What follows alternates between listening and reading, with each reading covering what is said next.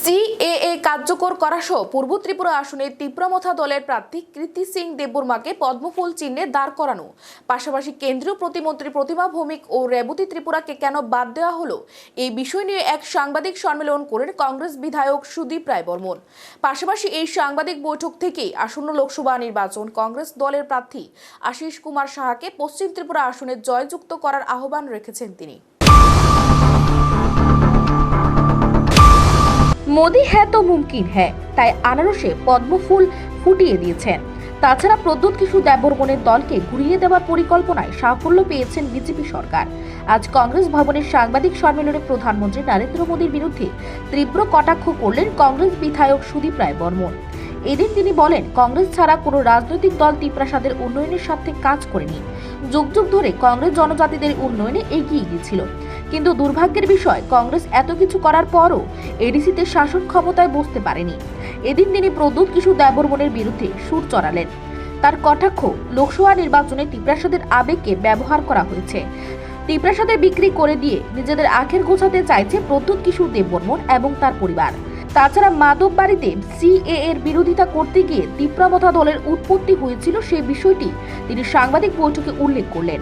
তিনি বলেন, যেই দলটির জন্ম হয়েছিল সিএএ এর বিরোধিতা করে, সেই দলটি আজ দেশে সিএএ লাগু হওয়ার পরও নিশ্চুপ, বরং মুখে কলুপ এঁটেছেন প্রদ্যুৎ কিশোর দেববর্মন।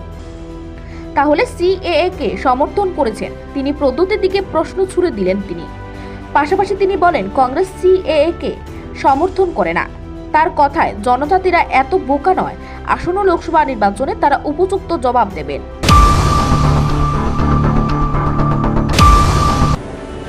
আমার প্রতিক্রিয়া দেওয়ার আগে ত্রিপুরা জনগোষ্ঠীকে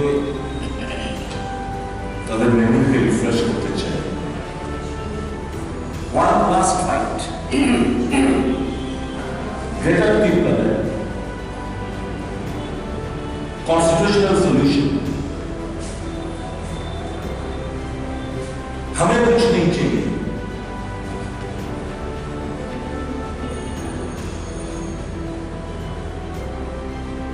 पहला जाति हुआ पार्टी।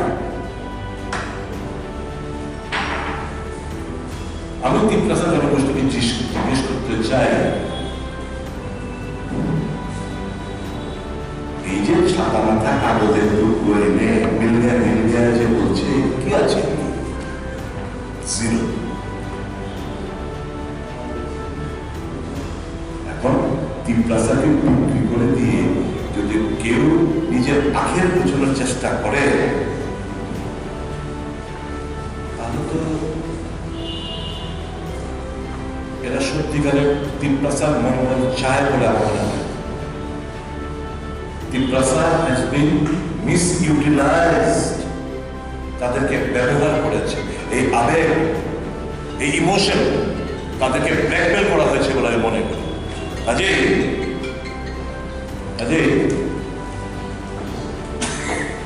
ত্রিপ্রাসাদ সিদ্ধান্ত নিতে হবে। নো পলিটিক্যাল পার্টি,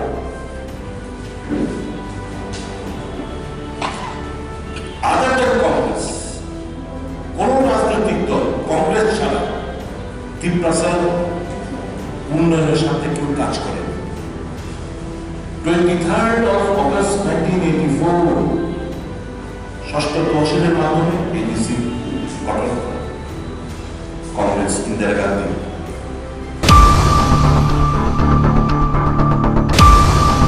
বৃহস্পতিবারের সাংবাদিক সম্মেলনে সুদীপ রায় বর্মন ত্রিপ্রাসাদের কংগ্রেসে যোগদান করার জন্য আবেদন জানিয়েছেন। কংগ্রেসের হাতকে শক্তিশালী করে তুলতে একত্রে লড়াই করতে মাঠে নামার জন্য জনজাতিদের আহ্বান করেছেন তিনি।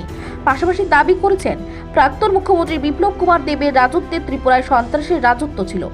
তৎকালীন সময়ে আইন শৃঙ্খলা তলানিতে ছিল, কিন্তু মুখ্যমন্ত্রী ডক্টর মানিক সাহা আমলে আইন শৃঙ্খলা অনেকটাই পরিবর্তন হয়েছে।